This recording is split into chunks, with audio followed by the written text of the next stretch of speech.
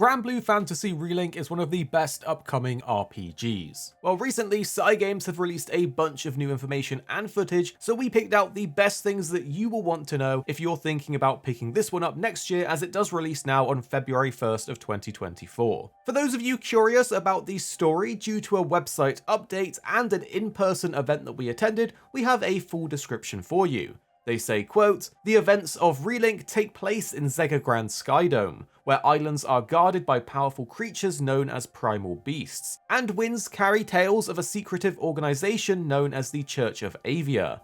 Through their adventures, the protagonists unveil a web of intrigue reaching far beyond the borders of Zegagrand and engaging in a battle for the fate of the Sky Realm itself," end quote. We actually got to see some of the primal beasts in the latest trailer, and some of them are looking pretty crazy, and alongside that, we know that we're going to be able to summon and control Proto Bahamut, and if you pre-order the collector's edition, you will also get a statue of the Proto Bahamut. During the presentation that we attended, the developers recommended watching the Granblue anime, as it serves to set up the story of Relink and how the crew got to where they are in Relink. If you want to watch it, we've already checked and you can find it on Crunchyroll by searching Granblue Fantasy the Animation. The presentation also had a lot of information on what to expect from the game at launch, and the very first thing that the developers showcased was some of the characters that will be joining Gran or Jita as part of the crew, and these characters are Catalina, Rackham, Io, Eugene, Rosetta, and even more. We also know that Lyria and Vran will serve as companions to us during the story. They also showcased a bit of the game's structure in terms of its missions and quests, and there will be additional interviews that will go over the endgame content and the general game flow. So we will cover that once we get the footage from the developers, but here's the information that they have released so far in the presentation to us. We know the core pillars of the game will be the story, the quests, and the overall character progress. The story will have us finding out what is happening beyond the borders of Zegagrand and saving the Sky Realm.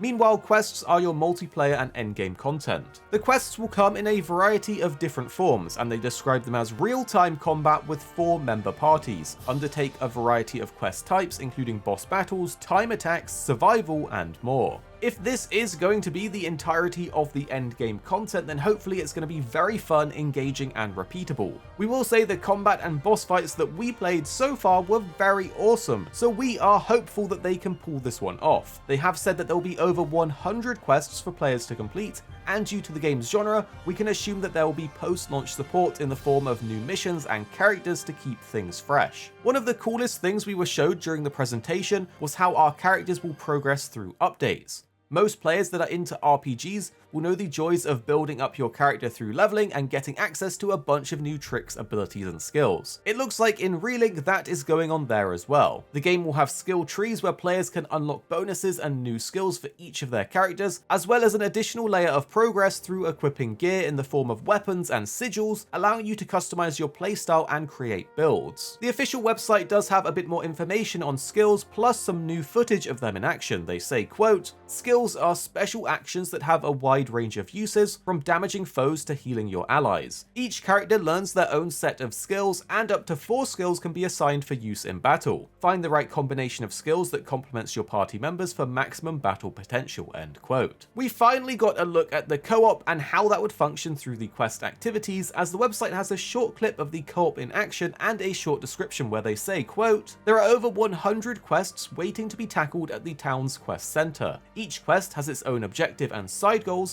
that reward experience and treasure upon completion.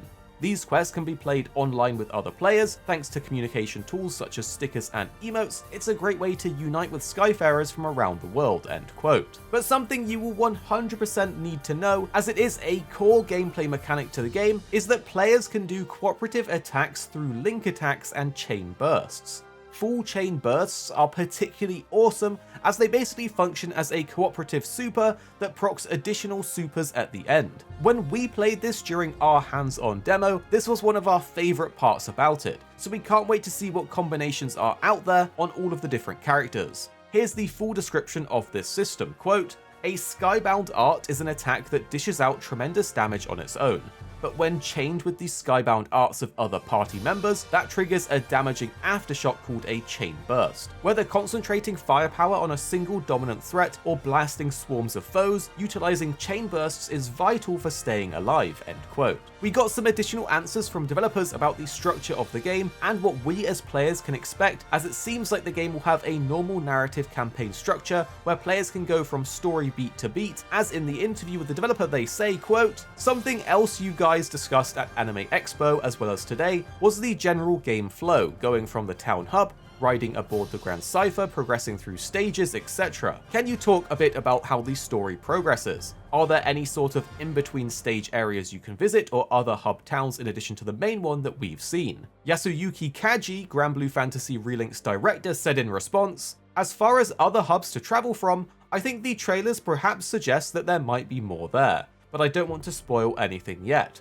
As far as progressing through the scenario, rather than it being a quest or mission-based progression, there's more of a campaign mode where, as you progress through the story, more and more things will continue to happen. So rather than going back and forth and back and forth and back and forth, you can just continuously progress through the scenario. But while you're progressing through the scenario, you can return to your base at any time to mix in some multiplayer quests or whatever while you're playing," end quote. So hopefully you all have a better understanding of what exactly the game is, and we will have more Granblue content coming for you guys very soon on the lead up to launch, and we'll have an impressions video out as well if you want to learn more. So if you want to keep up to date with all things Granblue Fantasy Relink, make sure you're subscribed down below, and check out the 2 videos on the screen now if you haven't seen them already. We have so much content coming your way soon, you definitely don't want to miss out, and if you haven't seen either of these videos, you should definitely check them out too, and then tell us what you think after watching in the comments down below.